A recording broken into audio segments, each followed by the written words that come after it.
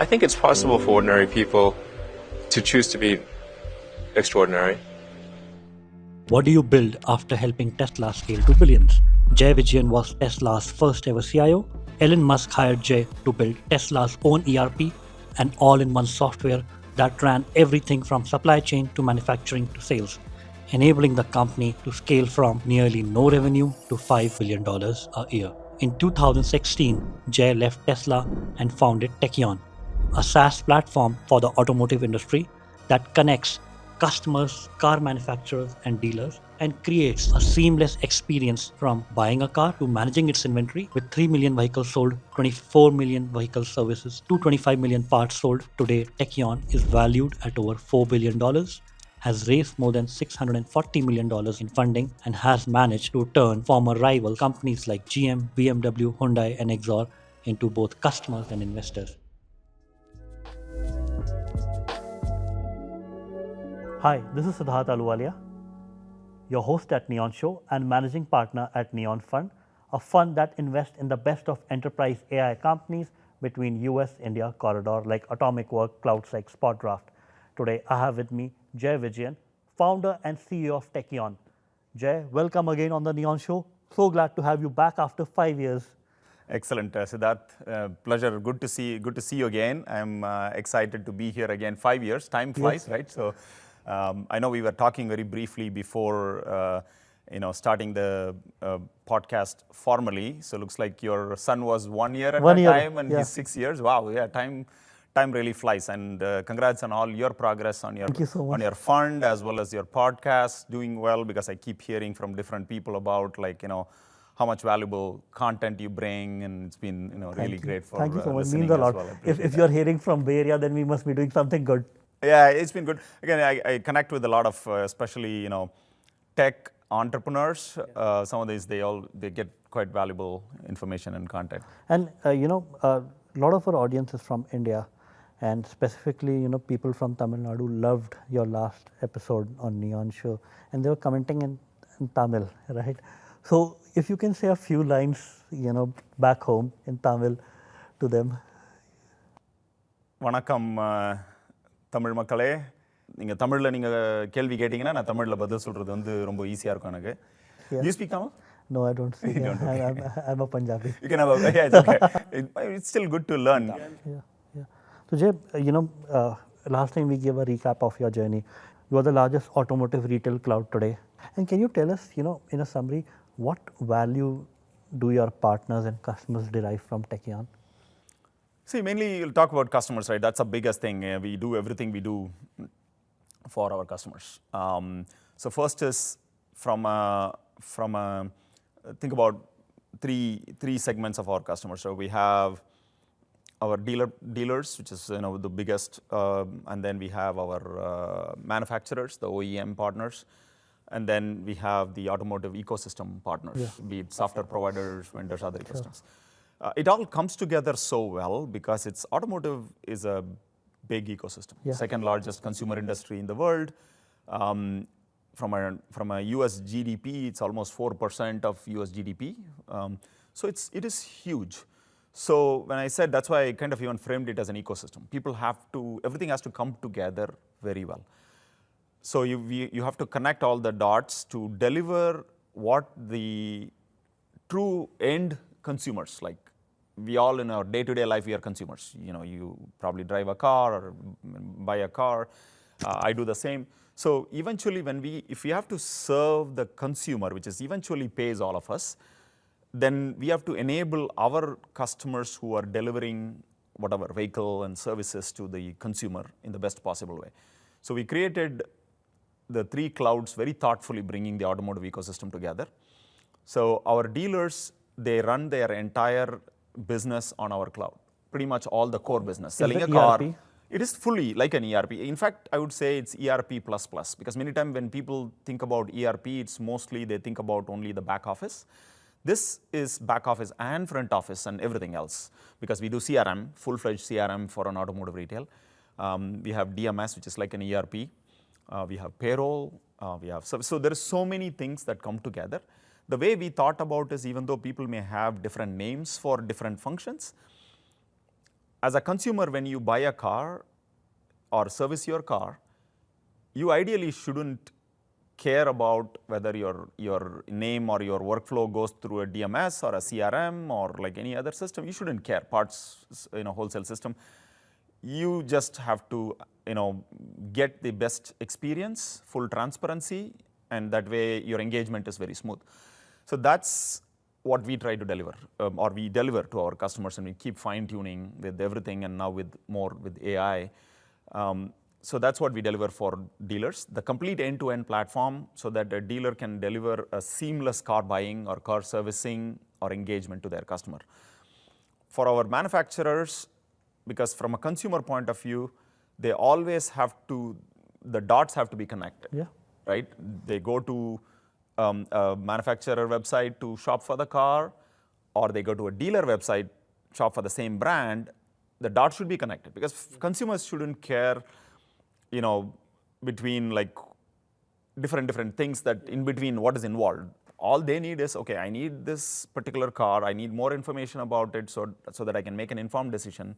And then when I go through the buy experience of a car, I feel good about it, because it's a very good purchase. They spend a lot of money to do it, so they should feel really good about it.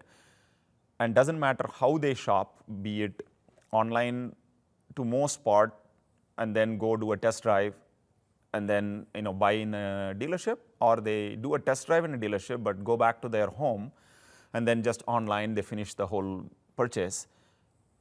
The systems should be able to connect all the dots, give them the seamless experience. So that's the value. So value for the dealer is running their entire operations to sell car, service car, engage with the customer. For manufacturers, the whole digital retailing experience is, if the consumer starts there, it seamlessly connects to the dealer or back to the manufacturer. And then for the partners, you really play a role in giving that experience to the customer. What I mean by that is, if you're buying a car, you're taking a loan, or you're leasing a car, you need to connect to a lender. Or if you're having an old car that you want to trade in, you need to connect to a trade-in software or solution to really value your car so that you can trade in easily. So all of those is part of the partner cloud. So anyway, that's the value for the each segment and collectively to the ecosystem. Got it. And what was the industry before Tekion? Industry before Tekion is quite fragmented, right? And massively, I would say, people work together to hold it together. But the problem there is things fall through the cracks many times. So basically what happens is, some people will get good experience, some people will get poor experience, some people will get worse experience. Every place is very different. And then when the shopping starts somewhere, it doesn't seamlessly close the loop, it's broken experience. So basically, sometimes you could do completely shop online, but if you walk into a retailer, they may tell you different things, different price, not consciously, but they just don't know. The consumer shopped already, looked up for certain things, and then when they go in person, they get a different experience. And then there are many things, capabilities don't exist, where they could shop it, they could go to their home, they can literally virtually work with the same dealer and their staff, but without going into a dealership to finish the deal. They can sit from their home or work wherever they feel comfortable and do the whole deal. Desking is the term where they go through the discussion online.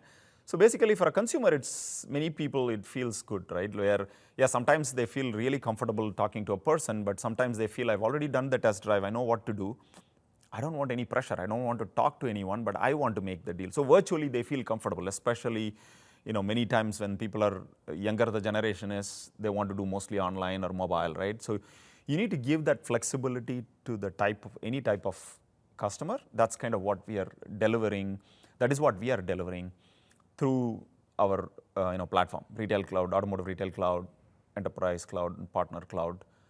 So each, of course, independently functions by its own, but the power is exponential when it comes together. Got it.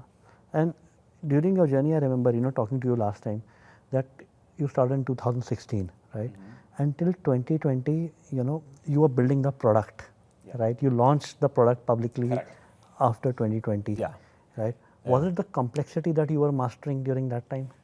Yeah, great question. I think we launched the first one officially 2019, end of 2019. You're right. I think we also launched, but we kept it very silent. 2018, we did a test product, a smaller scope version, like for vehicle service only. Yeah. So it was a very conscious decision because how we want to solve it.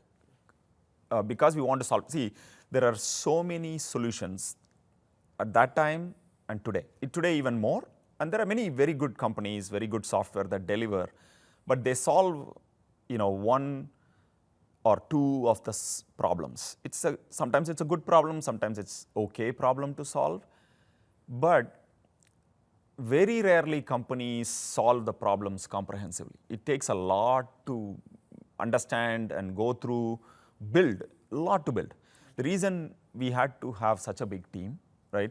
Close to 3,000 people is because amount of things we had to build. Yes, now things are becoming so easy with the AI.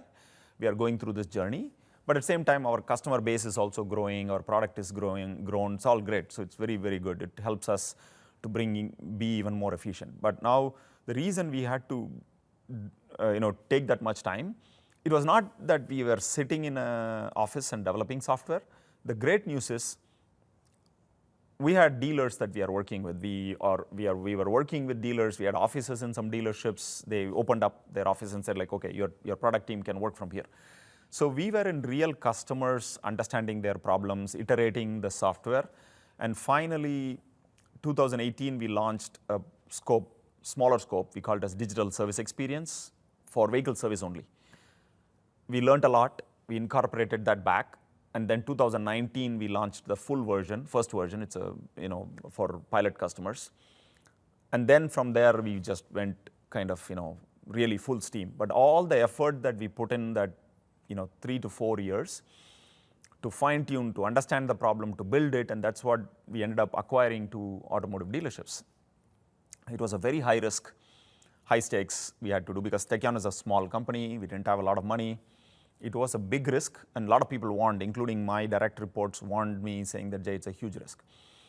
Because automotive dealership is a very capital-intensive business because you have to carry a lot of cars, it costs money, and you have to take a line of credit from bank to host the cars. If you don't sell the cars, you keep depreciating in value. So it's a huge, already we are a startup, we have a lot of risk.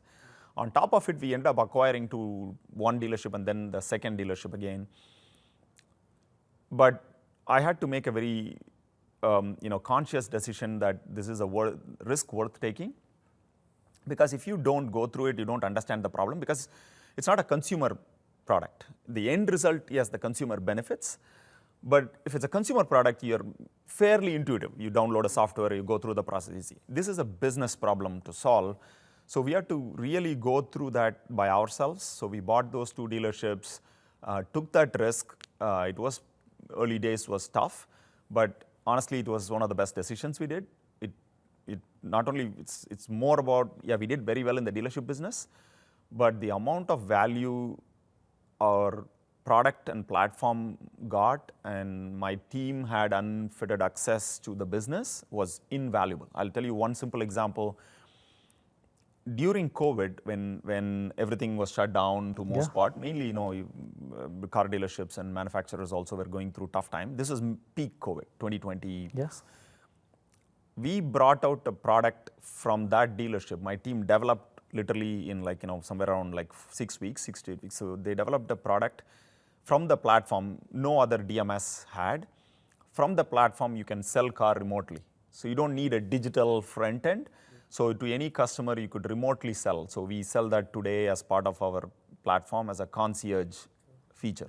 So basically, you could really remotely sell car from your DMS to any customer. So that was, these are the benefits that we got through that journey. So the goal of acquiring the dealerships, which is very unique, was to end-to-end enable a dealership on their product, right? And see, does the product really can transform a dealership or not? Yeah, exactly. I think that was the goal because, dealership itself, from a consumer side, it should be very simple. From a business side, there is a lot of complexity because dealership itself, like you asked a good question about, is it an ERP? Yes, it's a lot more than an ERP because, as you know, they have, obviously they have a sales department. They have a marketing department. They have parts department. There is a big parts. Some dealership have massive parts warehouse. So you need operations to run the parts department itself. And parts is very much related to service, which is big. Because customers, there are dealerships. We run the world's largest dealership in LA.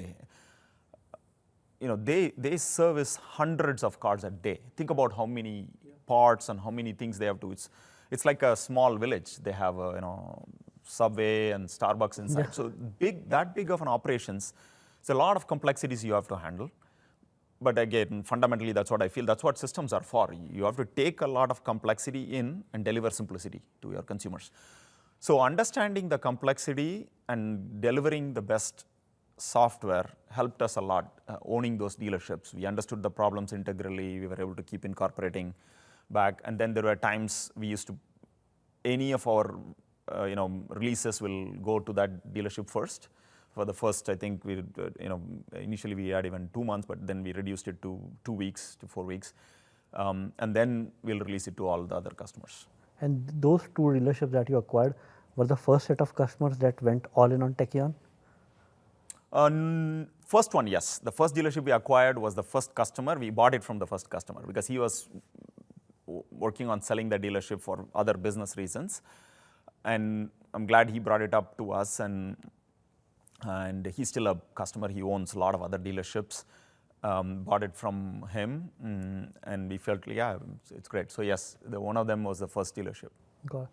And would you advise like other founders building in vertical software, let's say a founder building in construction tech, to acquire a construction site to go through that pain and build? Yeah, good question. Very good question. I would say no, case by case, I would say. It depends on, 2 things. See, fairly, even though it's big, honest answer is yes, it will be ideal, but at the same time, you also shouldn't be taking extremely unreasonable risk, especially if it's a massive, scenario, because if you're delivering manufacturing software, you can't run a manufacturing plant. In those scenarios, the best is if a founder is convinced so much on that this is a problem that you're solving, like for example, a founder, say, manufacturing. If they've usually that comes from maybe a smart founder or entrepreneur who used to work in manufacturing in some capacity, will see, oh wow, this is a great idea. I mean, why are people doing it so complex? And that's kind of how ideas came to me. And then say, I have a solution for this. I have a better idea where we could do this smoothly. Maybe I'm not in a position to implement my idea in my current company because I'm not at that level making decision. Then if you're so convinced, it's fine to get out and start the company. The best way is to start with, that's what we did as well. Sell your idea, concept, or a prototype. You build a prototype convincingly. That's what we did. I took it in the same, most of how the founders would do as steps. Get some early customers excited so that they become your, full open up their, like a construction site you said. If you get excited at 2 or 3 good construction businesses, they feel, wow, okay, this is a real problem that I want to be solved, and you guys seem to be smart people who can solve it. I want to be early part of it. So that happened to us, luckily. I should say thanks to those dealers, early dealers and partners and some manufacturing brands as well. When we showed them the early first vision, then we showed the prototype. We need to also show progress. Yeah. Not, you can't just build PowerPoints to show because people are very informed. They'll see through it very quickly. Rarely you could fool people, but you shouldn't.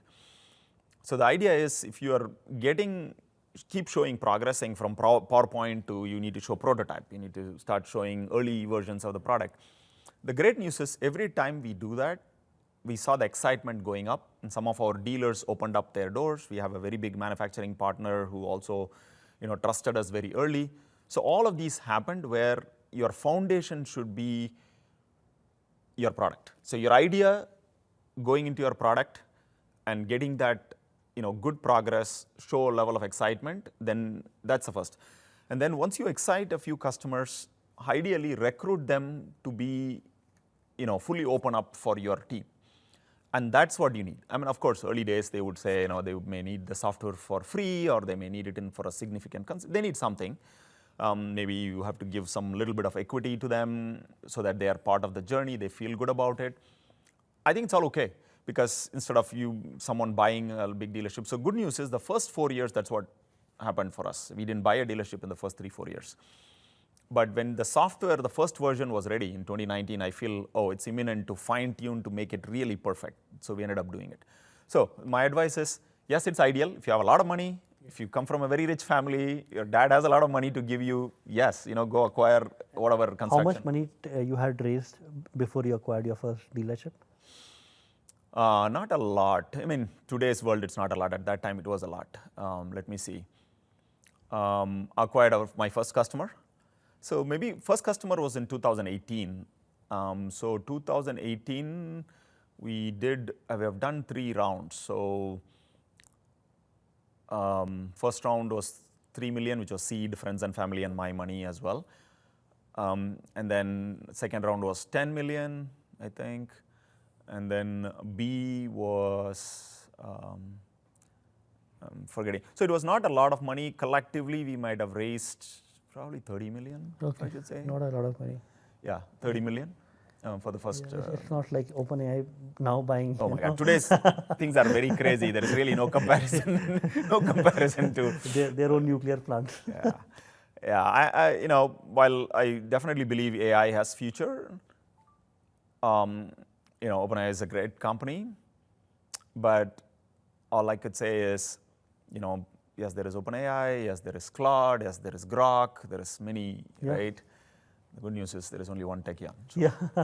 And, definitely I'm happy, proud about it, and I'm sure my investors are. And I believe in, long-term success. That doesn't mean you have to be fast. You need to show progress every day, no doubt about it, but making sure your bigger picture plan is focused on long term, but you keep building the blocks every day towards that long term goal. Because if you don't have the long term goal, very easy, I see, yes, some people are very successful, but some people can get distracted very quickly if you don't have a long term goal, because people get swayed so much, because trends happen a lot. I'll tell you a simple example of trend where this might be very valuable for founders. Why it's important to stay grounded. It's hard. You have to keep it. Why? It's because the market today with social media, you're connected. It's very important to be networking. Yeah. But at the same time, when you network and be informed, you get tons of information. Yeah. And social media comes in, of course, anxiety builds, this industry changes. So the example I would give is, so right around, before COVID, and then it kind of intensified a lot during COVID. I'll tell our industry. Our industry, lot of talk about car ownership is going to go away. Maybe in India also it happened. People said like, everyone is going to go through subscription economy. Just people are going to only subscribe car, take Uber or Lyft, whatever. No one is going to buy cars. And then what happened was, a lot of our customers, including manufacturers, started reaching out to us saying like, do you have a subscription software? Can you build subscription software for us? And then there are many dealer groups also started investing and building their own subscription software. They'll give car on subscription. Yeah, they tried. Not even one succeeded, not even one. Every single company they kind of shut it down or didn't do. I'm not saying they're, 100% wrong. Yes, people have to react to what market is. You also cannot react too quickly to a short-term, hype. Yeah. When it becomes, you need to, think through, step back and see a reality what happens.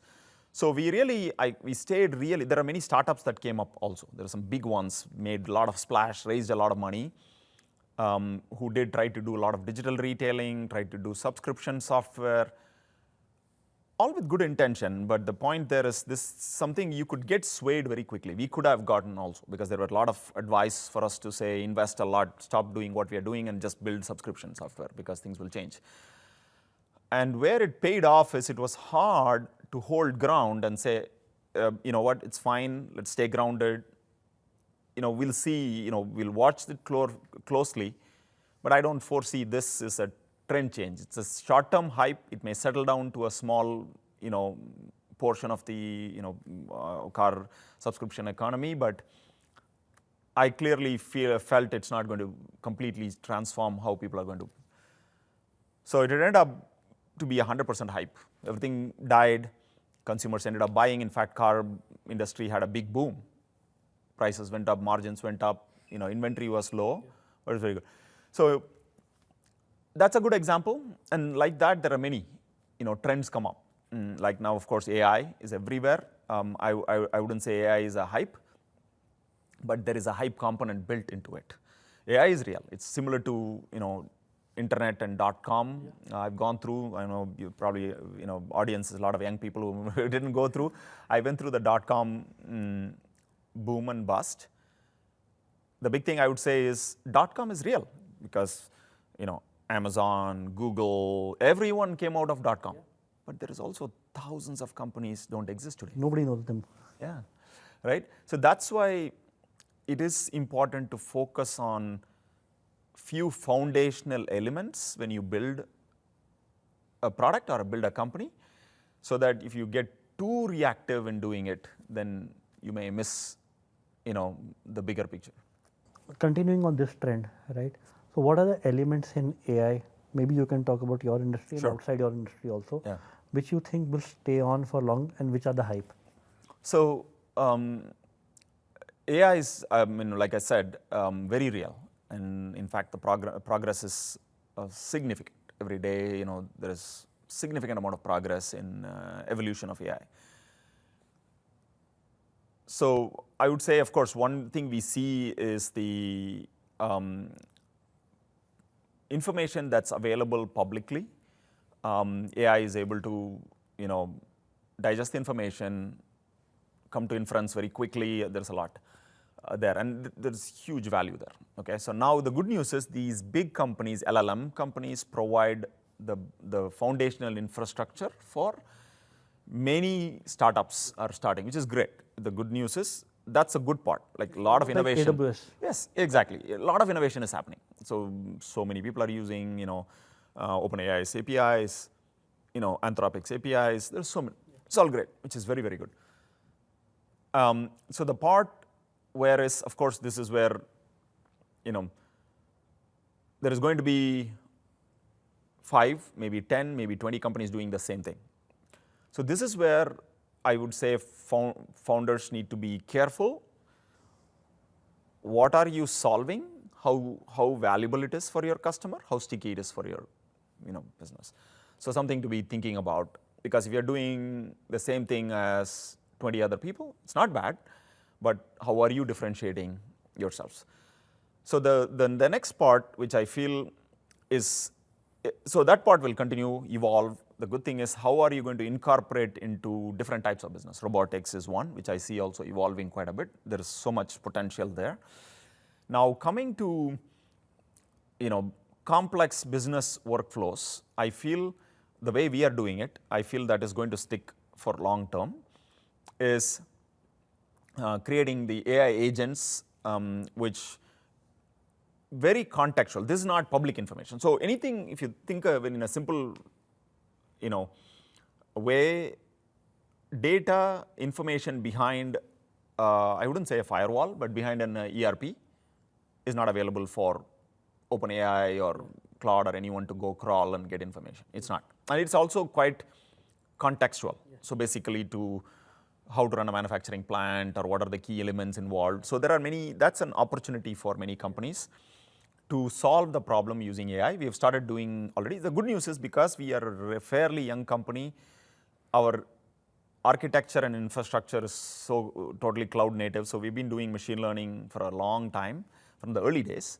So that evolved into AI. Now we are generative AI. Of course, we are not an LLM company, but we are using many of these LLMs to build business specific, as I said, contextual, you know, agents. So we launched our first agent, like similar to how we launched our first prototype product in service. We launched our first agent for vehicle service, which is a big business, because everyone need to maintain, service their cars.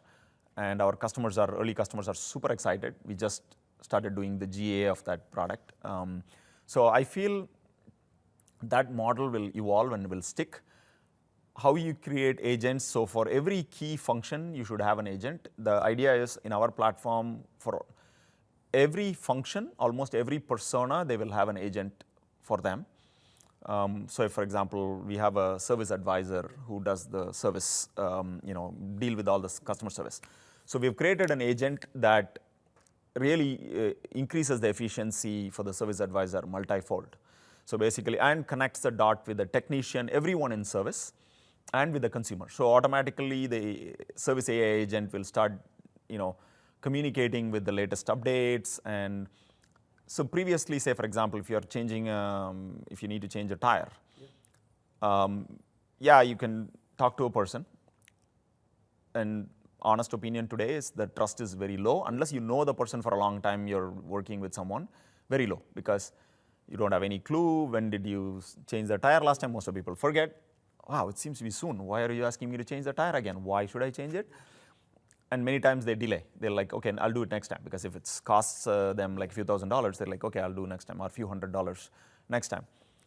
Now what we are doing is changing the entire paradigm to say, AI is going to give the communication. It's going to give a lot of transparent data saying that, okay, last time you did, you changed it this time. And from that time, the last time the dealership asked you to change it, you didn't change it, and then by the time you drove this many miles, and it gives a lot more information saying like your tire tread is only this much, your risk profile goes up this much, and safety information on how much safety is involved here, and then what is the cost options. So it gives a lot of information. It goes also closes the loop with the technician. Many times it's more technical. It gives photos, videos.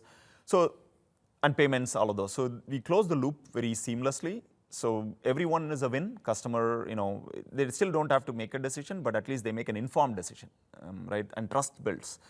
So something like I give a very small portion of the entire flow. It works, much more seamlessly. So the AI agent is going to continue. How you, go take the contextual information, infer complex business decision from all the data together, right?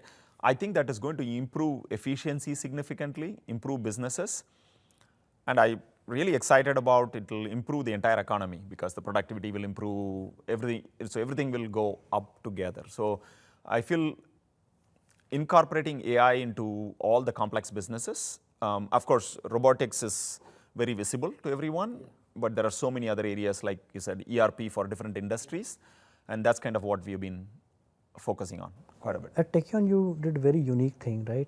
You brought in all the OEMs as investors. Tell about the process that you went ahead. Yeah, again, as I mentioned in the early phase of the conversation, right? When we are working towards solving an industry problem, you need the key players actively involved. They need to be also truly seeing the value. They need to be excited. And that's how we came up with Retail Cloud, Enterprise Cloud, Partner Cloud. So when the manufacturers, that's why we created the Enterprise Cloud for our manufacturers. When we were able to show them the early versions, they got really excited about the product. And that excitement, good news is, was able to convert into, hey, we want to invest, because they saw that we are solving a big industry problem. And that immediately, converted into, okay, if you're solving the problem, we want to be part of the solution, which is great. I love that. And very rarely you get that opportunity. Then I felt, wow, okay, we need that. So then their corp dev or whoever the right, or some OEMs have their venture arms as well. So we got introduction to the venture arms. And honestly, for us also, it's an even bigger validation, right? Because if manufacturers, they did their diligence, their thorough diligence, because they know the industry problem.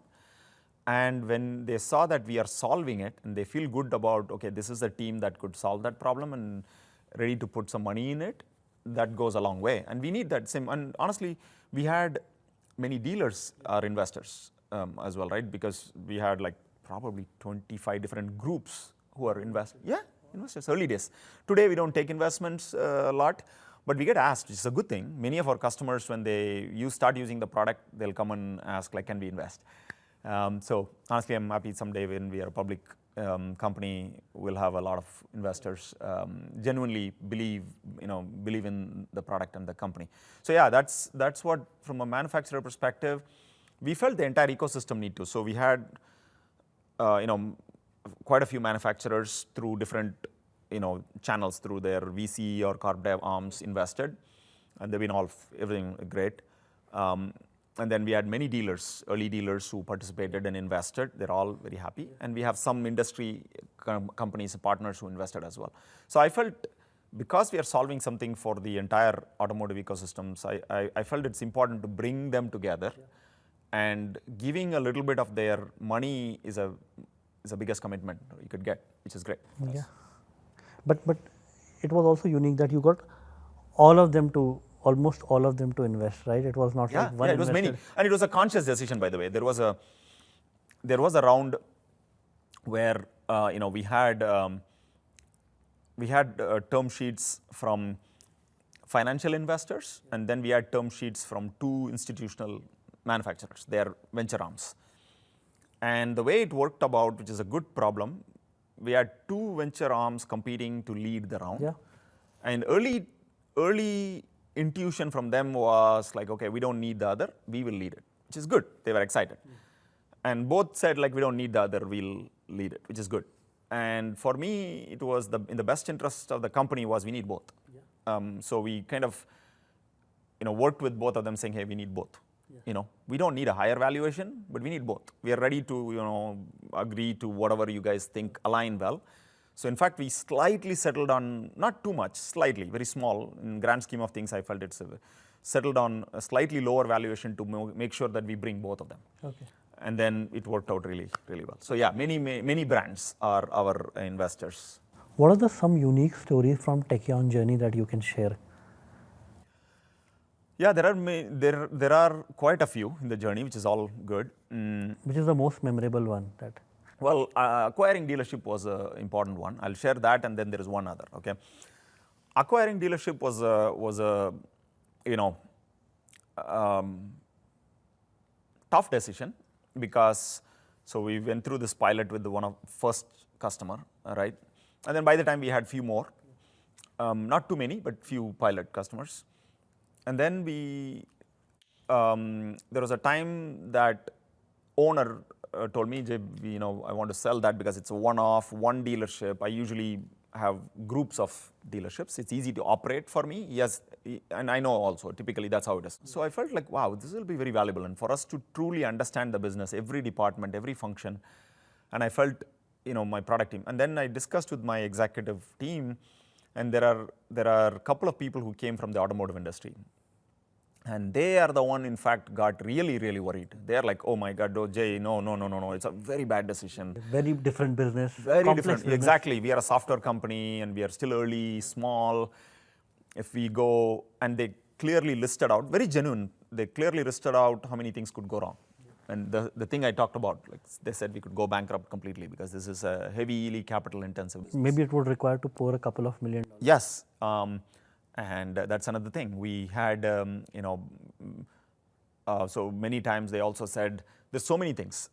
I had to take a loan to buy the land of the dealership because there was a risk involved as well. So personally, me and my co-founder Guru, we took a loan to go buy the land of the dealership because I felt Tekion didn't have money to invest in the land.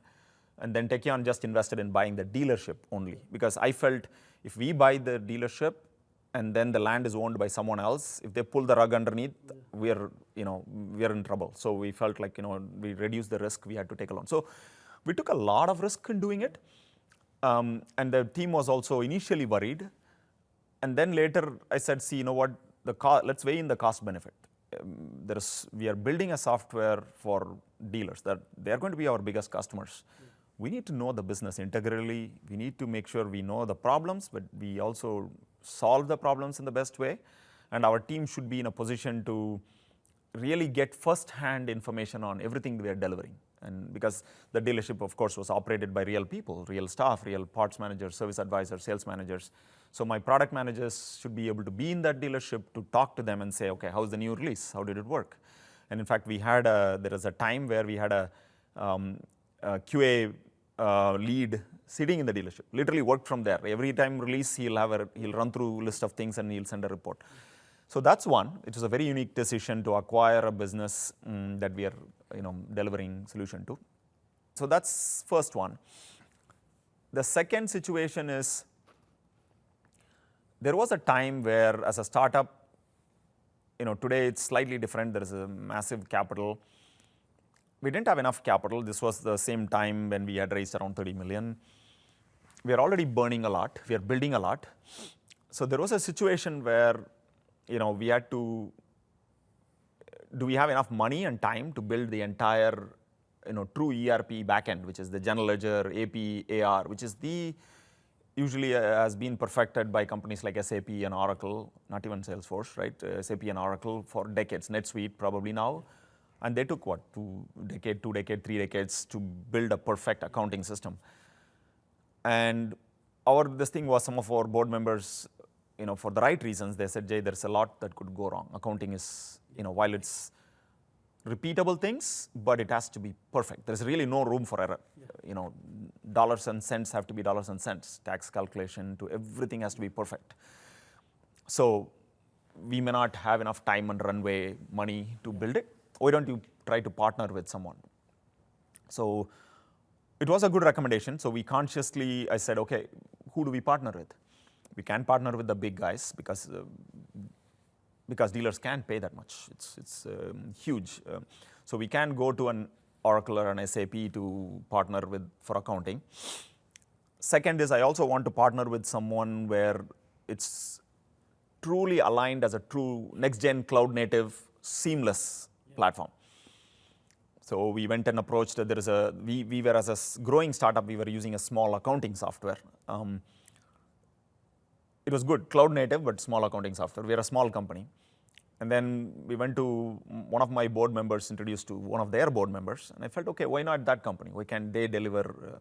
So we went to that company and then I met the board member and I said, hey, this is what we do. We use your software, we love it, but it's small. It needs a lot of functionality to be developed. If you guys are open to it, we can open up a new industry for you. So we can take it with you. We'll develop all the other functions. So we'll develop sales, service, everything else, but accounting, we can partner with you. So the good news, I guess now it's good news. At that time it was, so he clearly said, Jay, honestly, say for example, simple capabilities didn't exist. So that company was a small business accounting software. So you can't even operate with more than one bank account. So you have to have only one bank account, but that won't work. Dealers would have like say 10 dealerships, they'll have 10 different bank accounts, right? So things like that. And the good news is he was very clear. He said, Jay, unfortunately, we can't do that. We are already advising the CEO not to digress anything. Small business, there is so much opportunity there. We want right reasons. It's a good reason. At least he gave a very clear answer that it's a no-go for us. Even though you could open up an industry for us, we already have so much opportunity in the small business which we want to take advantage.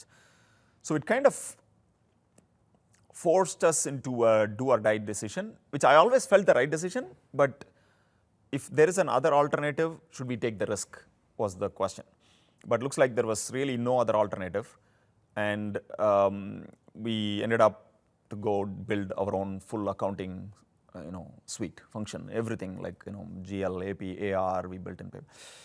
That was kind of a bit of a nerve-wracking situation because we could either would have run out of money and gone out of business, or would have gotten it completely wrong and would have gotten a very bad reputation in the market, irrespective of it didn't go well.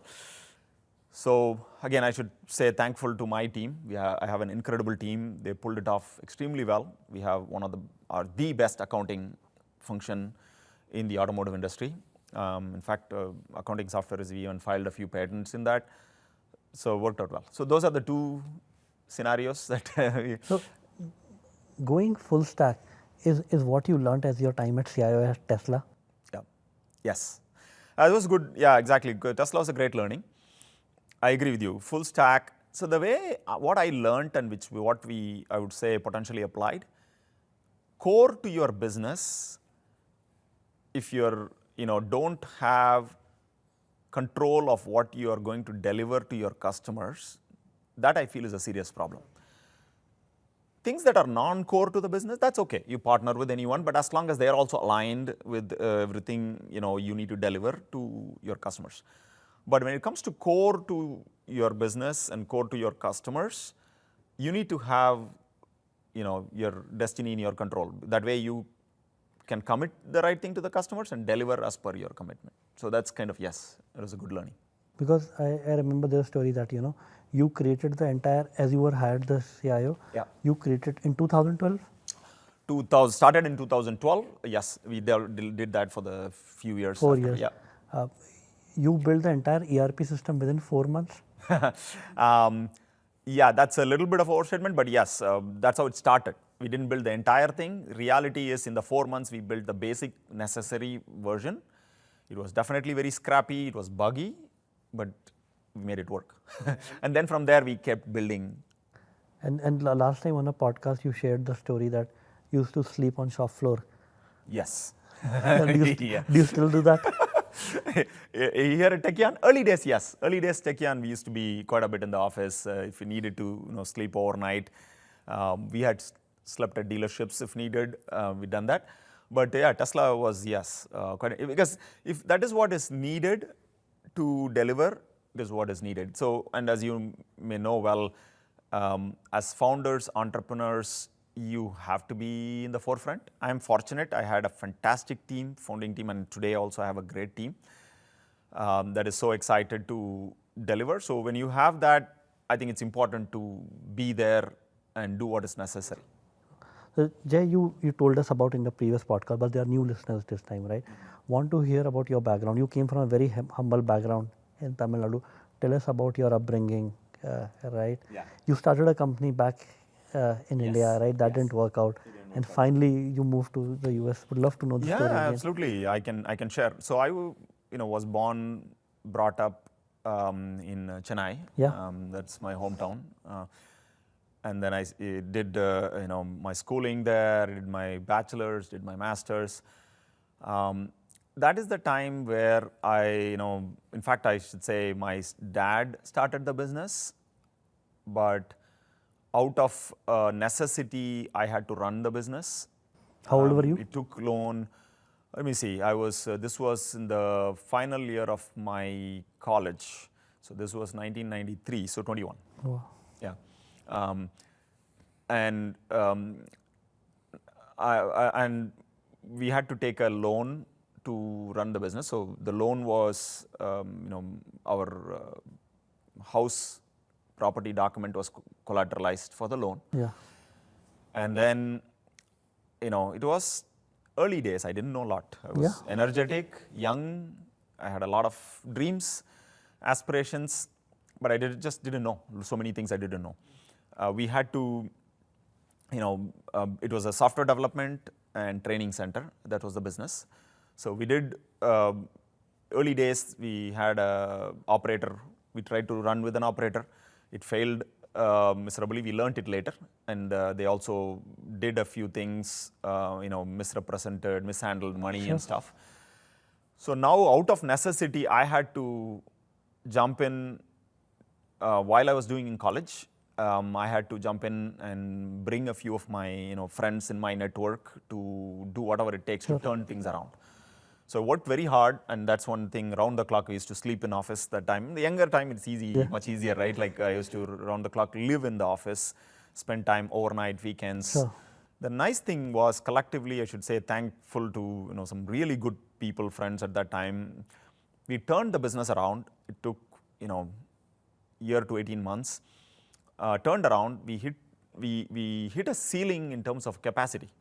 So we were developing software. We need to invest to buy more systems and upgrade all of our systems. We were doing software training. Training center was out of capacity. At that time, we had like small 12 seats, 14 seats. It was running out of capacity. Even if we do multiple sessions, we were running out of capacity. So we hit a ceiling where we need money. Yeah. So I went to the bank, and until then I was a little bit ignorant of what is happening because my dad was dealing, but he's also busy. He was not involved actively in the business. He was And he's in politics, so he was very, he's more like a social service. He's very, and then we, finally I had to go to the bank and say, hey, thanks for doing the loan. Business is doing well now. We had some trouble for 2.5, 3 years. Now we got the results. So we said, here is what it is. It's doing really well. We have, overflowing with capacity, and we need additional money to invest to grow the business. Otherwise, we'll be in trouble to maintain and stuff. And that's when they threw a big surprise, because they were prepared because we are coming for the meeting. We scheduled a meeting. So they came back and they threw their presentation saying that, by the way, the loan you got, the interest in India is very big, compound interest. It was pretty big at that time, like 19%, some very huge interest. So they through their side of the presentation saying, by the way, the money you borrowed is grown to what you owe us is this much. Yeah. So there is, and our property is already documented to them. So you can't, there's nothing else you could do. So unless you pay us back some money, we can't look at anything else. So you give us money back. So we were in a very tough position. Unfortunately, we were cornered. I couldn't do anything. There is no other place you could borrow money.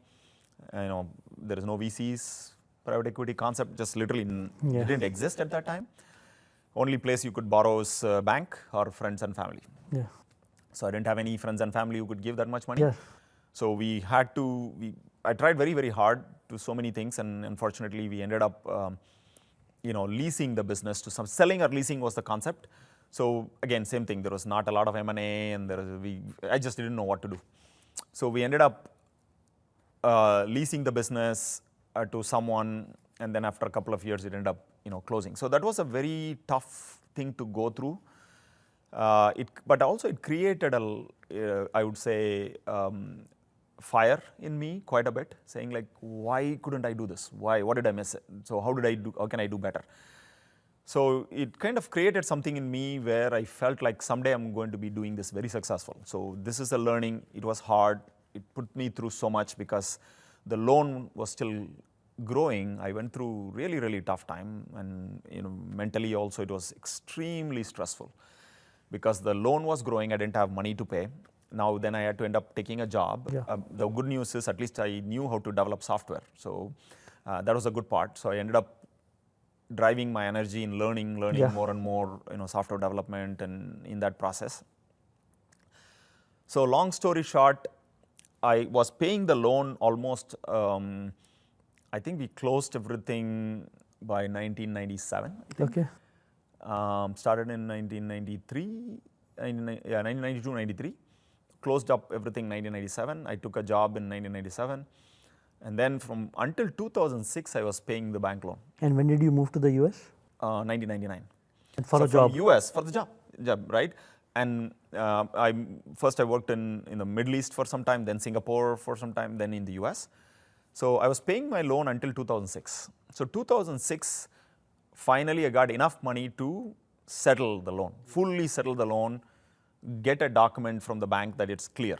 So I still have the document. I should frame it somewhere. If you could please share the document with us. We want to share the picture with the audience, right? It is. I'll try. So the thing is, that was honestly, I'll tell you, one of the biggest relief ever I had, and I could sleep peacefully. And I should say thanks to my wife, and I got married in 2000. Wow. So she was with you for these 4-6 years would be tough. When we started the family, we only had debt, and I had a good job. I was working at Oracle, but I had a lot of debt, in my view. And there are a lot of people who also said in India, it's, you bought the loan for the business. The business is done. You close shop. You just file bankruptcy. Today, as you know, in the US, it seems to be fairly okay to file bankruptcy when it really didn't work. As you know, India, people don't understand here. India tradition is, and it's not in me as well. I felt someone gave me money, trusting we are going to do something, and I feel I have to return. And I never in a single moment thought bankruptcy is a way to say I'm not paying you back. So the good thing is, paid back, and it gave me a lot of satisfaction and gave me a lot of relief and a lot of learning. From that time, I, almost very, very, very rarely, it's a last resort, I'll take any loan. No home loan, no car loan, never? I took it, but I will do everything to close it in the first possible. So today, I say zero. I just don't have no loan. Sometimes it doesn't make financial sense. Yeah, but it's the But emotional at the same time, thing. in my emotion, exactly what I go through, I don't want to owe money to anyone, right? And I'm at least happy even from the company perspective, investors, it's not a loan, but at the same time, I'm always indebted to deliver more value. So I'm happy so far been delivering more value to my investors, so they're all happy. I think in India, it's a very emotional thing with money. Once we take any investor's money or a loan, we feel our reputation is on the line. Right, exactly. I don't know if things have gotten any different, it's easier same. now. It's the same. But the good thing is, at least that early days I went through, I'm happy I went through this in early days of my career, where I've learned so much and I formed a few fundamentals that's only serving me well. So far it's been serving me very What well. are the fundamentals? It's just if you don't need to, don't take owe anyone money, right? Like if you don't need to. But for a business, do it more. But the fundamental thing is take accountability. So today even I feel, I tell this, even when an investor invests in Tekion, I don't need anyone to tell me. Sure. I have that accountability to say like, hey, someone invested in me, even though it's not a loan. In my mind, it's a little bit like that, saying that invested in me, I need to deliver value. The good thing is my seed investors today are at 400x, Wow. which is good, right? They're all happy investors and still early stages. Have I feel some of them we could take an exit? portion of it. Yeah. They're not full exit. I think the good thing is, I'm glad they didn't because I think company is still in the early stages of the growth. I feel there is a huge opportunity to grow. So I think, as I said, it served me well. Yeah. And it's only been like 5 years since you have been started doing revenue, right? You started doing your first revenue in 2000. 2000. Say 18 was a sample test product anyway. So 2019 is when real revenue started coming in.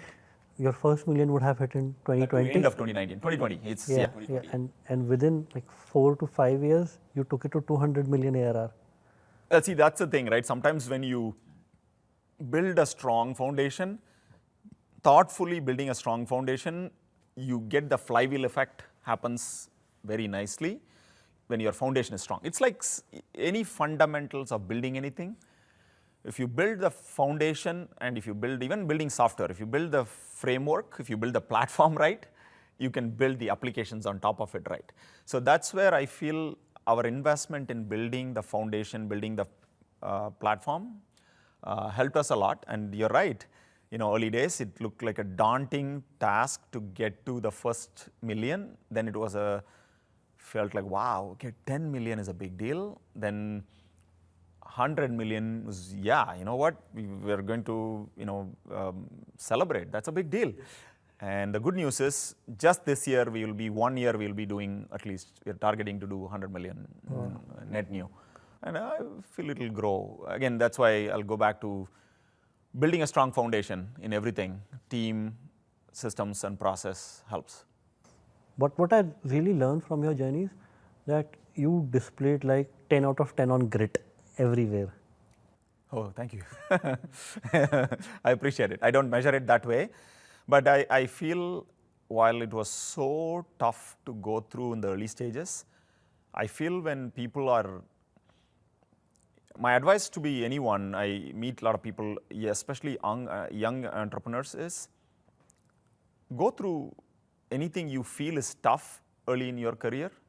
It will make you better. Like you said, grit is, I don't feel people are born with it. I feel people need to work and build it. So earlier in your age and career, age is not a limit, but the earlier you go through, you get better every time. And then you learn and apply. It's like anything in life, but learn and apply, go through, make tough decisions early in your career because you have enough runway to correct it if you're wrong. If you're right, great. There are a lot of people who become billionaires and successful early. Great if you do that. But now I imagine you have seen so much in life, suffered early on, right? So that there must be a feeling that, come what may, nothing can defeat you personally because you have given it all. I don't feel that way. I agree with you. I've gone through good amount of learning, and I agree completely, and I feel good that it helped me to be grounded when making decisions.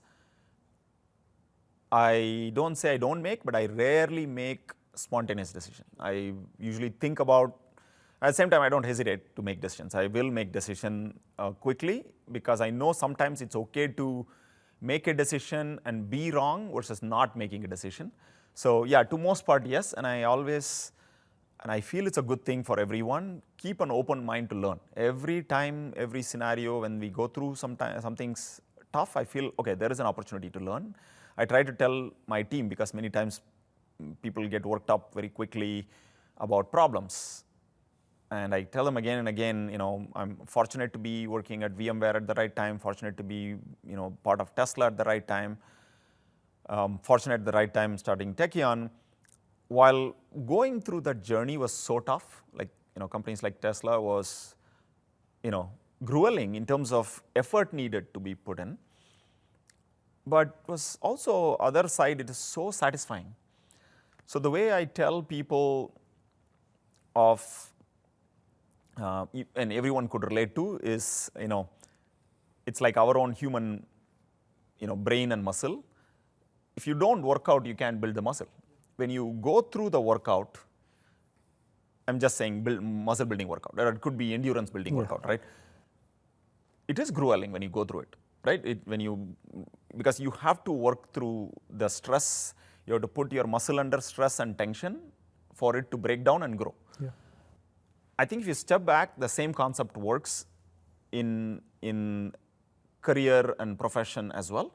Because if you don't go through the tough times, you can't see the good times. And if everything in life has to be easy, because I feel sometimes I run into people where they want everything to be entitled, everything to be easy. Not everyone, but many times, when early in people's career, I see they want everything to be given. Why don't I get this? Why don't I get this? And sometimes people get asked about, like, food in the cafeteria is not enough. I'm not saying people shouldn't talk, but that shouldn't be the biggest problem in the life. You need to say, how can I, be more efficient? How can I learn more? I mean, there are many people who ask me that. What can I learn? So today, in fact, there was one person who was leaving my company after 4+ years. Great. I wished him well, and for good reasons, he's leaving for a better, different opportunity. He asked a great question, and that's what every young people should ask. He said, Jay, in my age, I'm just getting to 30.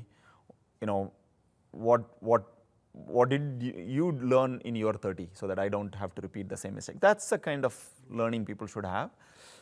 And I try my best to constantly observe and learn from everyone. And I might have mentioned this last time. I tell this to my team and I tell this to my kids, that your lifetime will not be enough to learn from your own mistakes. So learn from other people's mistakes, observe, learn. So I think it's a constant thing, and I appreciate you saying that nicely. And I feel I was fortunate to go through some, tough learning early in my career. I still feel there's so much to learn. Well, thank you so much, Jay. It's been such a pleasure to host you again. Thank you, Siddharth. Always a great, pleasure having the conversation with you. Thanks.